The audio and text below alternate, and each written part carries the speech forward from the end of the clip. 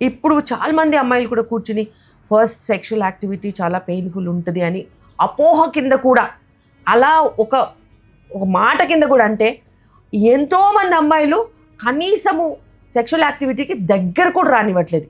ఏళ్ల తరబడి పెళ్ళిళ్ళు అయినా కూడా కన్జ్యూమేషన్ ఆఫ్ మ్యారేజెస్ లేకుండా నాన్ కన్జ్యూమేషన్ ఉంటున్నాయి. మేము ఓపిక కూర్చొని ఎప్పుడన్నా వింటే వాళ్ళలో ఉన్న భయమే వాళ్ళని ఆపేస్తుంది.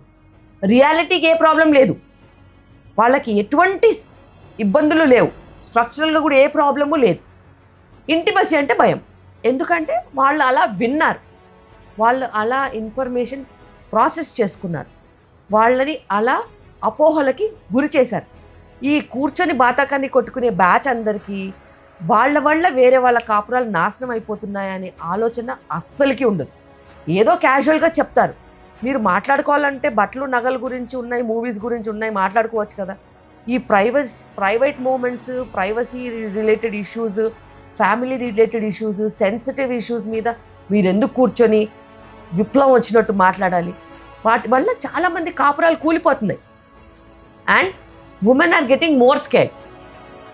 ఎందుకంటే మీరు ఆలోచించండి, కొన్ని కోట్ల సంవత్సరాల నుంచి ఆడవాళ్ళు డెలివరీస్ అవుతున్నారా లేదా? మగవాళ్ళు అయ్యారా ఏంటి? లేకపోతే ఆడవాళ్ళేగా డెలివరీ అవుతున్నారు.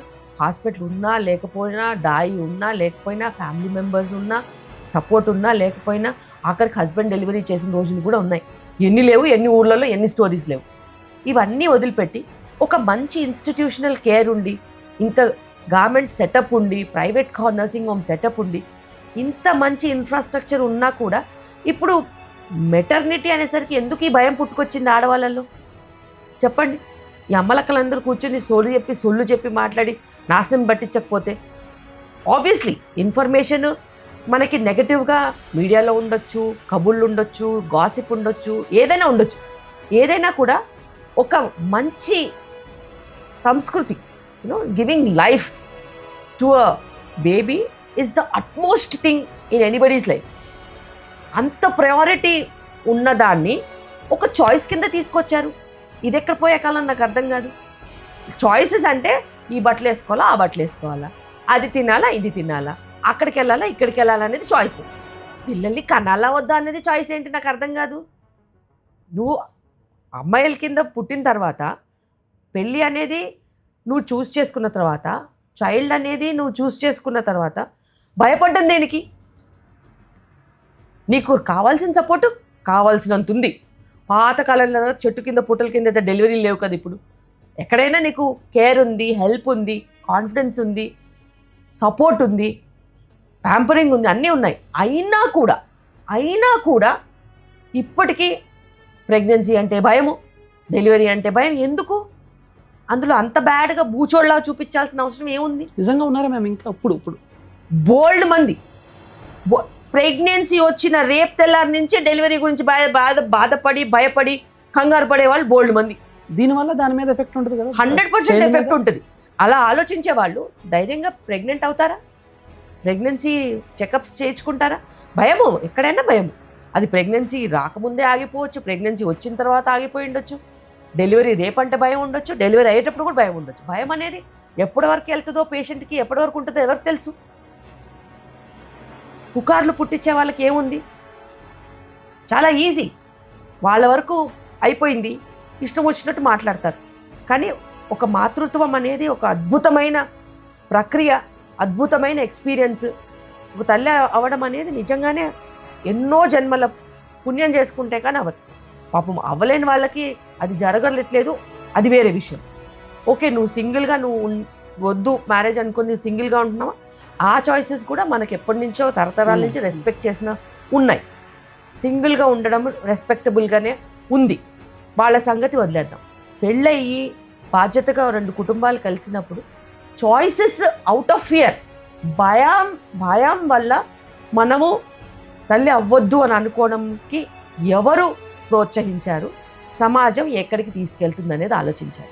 అసలు డెలివరీలో పెయిన్ ఉంటుందనే నాన్ సెన్స్ స్ప్రెడ్ చేసిన గాడిదల్ని పట్టుకొని కొట్టాలి. డెలివరీ అన్న తర్వాత మాతృత్వంలో అదొక పార్ట్. నీ బిడ్డ నీకు డెలివరీ అవుతున్నప్పుడు ఆ ప్రక్రియలో రావాలి కాబట్టి, మసిల్స్ స్ట్రెచ్ అవ్వాలి కాబట్టి, దారి ఇవ్వాలి కాబట్టి, డెలివరీ అవ్వాలి కాబట్టి మనకు ఆ ప్రక్రియలో కొంచెము ఇబ్బంది అనేది ఉంటుంది. ఆ ఇబ్బందిని ఇంతకుముందు ఆడవాళ్ళు అసలు గమనించే వాళ్ళే కాదు. నేను చెప్తున్నాను, 25 ఏళ్ళ నుంచి డెలివరీ చేస్తున్నాను. ఫస్ట్ 10 ఏళ్ళు పెయిన్ ఉంటుందని అడిగిన దిక్కులేదు మాకు. అలాగే వచ్చేవాళ్ళు, పెళ్ళిళ్ళు అయ్యేవి, డెలివరీలు అయిపోయేవాళ్ళు, సంవత్సరాలు పాలిచ్చేవాళ్ళు, మళ్ళీ ప్రెగ్నెన్సీకి వచ్చేవాళ్ళు. డెలివరీకి నొప్పి ఉంటుందా అని అడిగిన అమ్మాయిలే లేరు ఒకప్పుడు. అలాంటి వాళ్ళని చదువు అనేది ఇలా మార్చేస్తుందని నేను ఎప్పుడు అనుకోలేదు.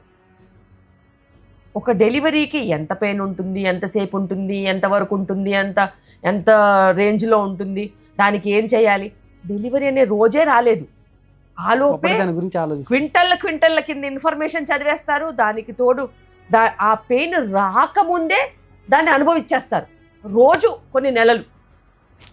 ఇది ప్రెగ్నెంట్ అయిన వాళ్ళు అంటే ఒక అర్థం ఉంది, ప్రెగ్నెంట్ కాని వాళ్ళు కూడా ఆలోచించేస్తున్నారు, పెళ్లి కాని వాళ్ళు కూడా ఆలోచించేస్తున్నారు. ఇది ఎంత దారుణం. నీకు పెళ్ళి అవ్వలేదు, కాపురం చేయలేదు, ప్రెగ్నెన్సీ రాలేదు, నీకు డెలివరీలో నొప్పి ఉంటుందని నీకెవడు చెప్పాడు, నువ్వెందుకు ఆలోచించాలి? ఇది చాలా దారుణం. అండ్ ఆ భయమే వాళ్ళ మసిల్స్ గట్టిగా చేసేస్తుంది, దారి ఓపెన్ అవ్వకుండా ఆపేస్తుంది. ఆ భయమే వాళ్ళ లేబర్ ప్రొలాంగ్ అయ్యేలాగా చేస్తుంది. ఆ భయమే లేబర్ పెయిన్స్ రాకుండా చేస్తుంది. ఆ భయము ఫియర్ ఫియర్ ఫియర్ ఫియర్. ఎందుకు భయపడాలి? ఏం భయపడాలి? దొంగతనమా ఏంటిది అన్నట్టు ఎందుకు భయపడాలి?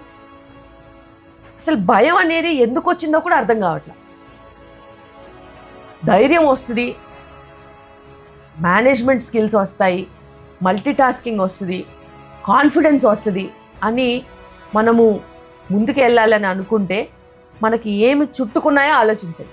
ఇక్కడ ఎంతమంది హైదరాబాద్లో నార్త్ ఇండియా నుంచి వచ్చి ఉంటారు, జాబులు చేసుకుంటున్నారు, హస్బెండ్ వైఫ్, వాళ్ళే చూసుకుంటారు, వాళ్ళే వండుకుంటారు, వాళ్ళే పిల్లల్ని కంటారు, వాళ్ళే పెంచుకుంటారు. చుట్టుచూపుగా ఒక వారం రోజులు వచ్చి వెళ్ళిపోతారు పేరెంట్స్. ఎవ్వరూ ఇక్కడ ఉండి వాళ్ళకి చాకరీలు చేయరు. వాళ్ళు వాళ్ళ లైఫ్ స్టైల్ వాళ్ళు చూసుకుంటారు, వాళ్ళ రోస్టర్ సిస్టమ్ వేసుకుంటారు, వాళ్ళే చూసుకుంటారు, హ్యాండ్స్ ఆన్ పేరెంట్స్ కింద పేరెంటింగ్ చేసుకుంటారు. అదే సుఖం బేసిక్గా. Will get back to normalcy. And ఈ ప్రెగ్నెన్సీని జబ్బు చేయడం మానేయాలి.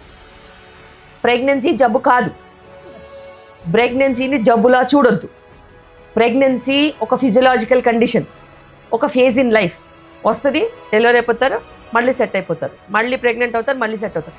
ఇది ఒక ఫిజియలాజికల్ కండిషన్. ఫిజియలాజికల్ కండిషన్ని ఫిజియలాజికల్ కండిషన్ లాగానే చూడాలి. దాన్ని ఒక రోగంలాగా, దాన్ని ఒక బిజినెస్ లాగా చూడొద్దు. అండ్ దాని గురించి అంత ఎక్కువ ఇన్ఫర్మేషన్ అవసరం లేదు. వీళ్ళు ప్రెగ్నెంట్ అయిన తర్వాత ఆల్మోస్ట్ ప్రెగ్నెన్సీ మీద PhD లెవెల్ చేస్తున్నారు. ప్రపంచంలో ఏ వెబ్సైట్లో ఏది ఉన్నా, ఏ సోషల్ మీడియాలో ఏ కాంటెంట్ ఉన్నా ప్రెగ్నెన్సీ అనేసరికి అంతా నాకు తెలియాలి. అది ఎలా తెలుస్తుందండి?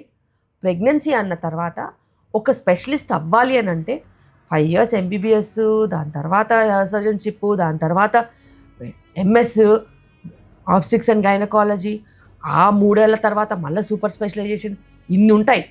ఒక 10-15 ఏళ్ళకి ఒక పద్ధతిగా డెలివరీస్ చేసే స్పెషలిస్ట్ తయారవుతారు. అది నువ్వు ప్రెగ్నెంట్ ఉన్నప్పుడు 9 నెలలు ఎలా నేర్చుకుంటావు? ఎందుకు నేర్చుకోవాలి? ఆ అవసరం ఏముంది? ఇలా ప్రెగ్నెన్సీ అయిపోయి డెలివరీ అయిపోయిన తర్వాత మళ్ళీ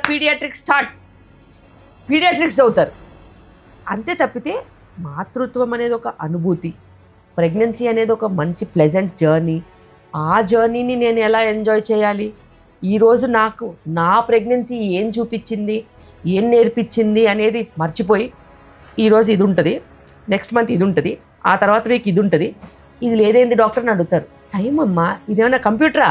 ఈరోజు నాక్ చేయగానే రేపు తెల్లారి మనకి తెలియడానికి వేరియేషన్స్ ఉంటాయి. ఎప్పుడూ ఎక్స్పెక్ట్ చేయొద్దు. ముందు ఎందుకు నీకు future? Today, live in today. ఈరోజు నువ్వు నీ ప్రెగ్నెన్సీ కోసం ఏం చేసావు? ఈరోజు నీ ప్రెగ్నెంట్ బేబీకి నువ్వు ఏం నేర్పించావు? ఎలా మీరిద్దరు కమ్యూనికేట్ అయ్యారు? ఏం సంస్కారాలు నువ్వు ఇచ్చావు? ఏం వాల్యూస్ నువ్వు అడిషనల్గా బేబీకి అందజేసావు? నువ్వేం తిన్నావు? నీ బాడీ ఎలా ఉండింది? దాని రెస్పాన్స్ ఎలా ఉంది? ఇది చూసుకోవాలి.